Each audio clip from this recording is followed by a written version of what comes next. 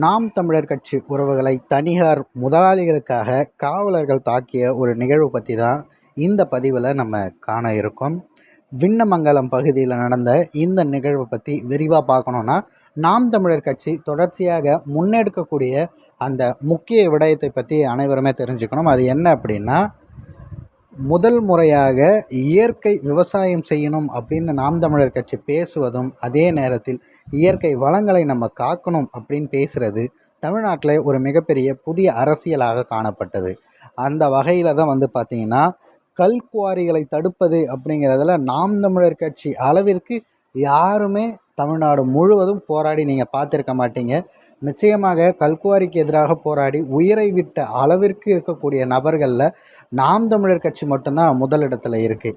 அவர்களுக்கான எந்த ஒரு அதிகாரமும் இல்லாத போதே உயிரை கொடுத்தேனும் நம்ம இதை காப்பாற்றணும் அப்படின்னு நினைக்கிற அளவிற்கு கொள்கை பிடிப்போட நாம் தமிழர் கட்சி உறவுகள் இருக்காங்க அப்படிங்கிறத நம்ம பெருமையாக சொல்லலாம்.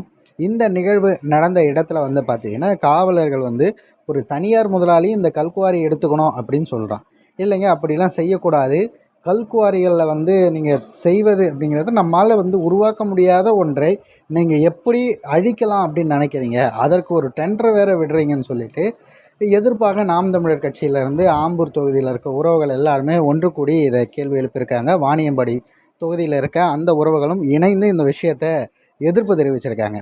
ஆனால் அந்த எதிர்ப்புக்கு பார்த்திங்கன்னா, எப்பொழுதும் போல் நம்ம தான் ஒரு ரவுடி கட்சியாச்சு, நம்ம எந்த வேணால் பண்ணி இதை தீர்த்து விடலாம் அப்படிங்கிற போக்கில் அங்கே சத்தம் போட்ட அந்த திமுகவினருடைய அராஜகத்துக்கு எதிராக குரல் கொடுக்காத காவலர்கள் நம்மளை அடிக்க போகிறாங்கன்னு தெரிஞ்சு நம்மளை அதற்கு முன்னாடி அவர்கள் அங்கே இருக்க உறவுகளை தள்ளிவிடக்கூடிய அந்த சம்பவம் இருக்குல்ல, நீங்கள் பார்த்துட்ருக்க அந்த புகைப்படங்கள்லாம் அதுதான். அதை ஏற்றுக்கொள்ளவே முடியாத மாதிரி இருக்குது. இதற்கெல்லாம் ஒரே காரணம், ஒரு தமிழர் கையில் ஆட்சி அதிகாரம் இல்லை அப்படிங்கிறது தான். 2026 நமக்கான விடிவு காலமாக இருக்கணும், தமிழர்களுக்கான விடிவு காலமாக இருக்கணும்னா செந்தமிழன் சீமான் அவர்களுக்கு உங்களது வாக்குகளை செலுத்தணும். அப்போ தான் இந்த மாதிரி போராட்டங்கள் நடத்துறது, பிரச்சனைகளுக்கு வருவது அப்படிங்கிறது இல்லாமல் இருக்கும்.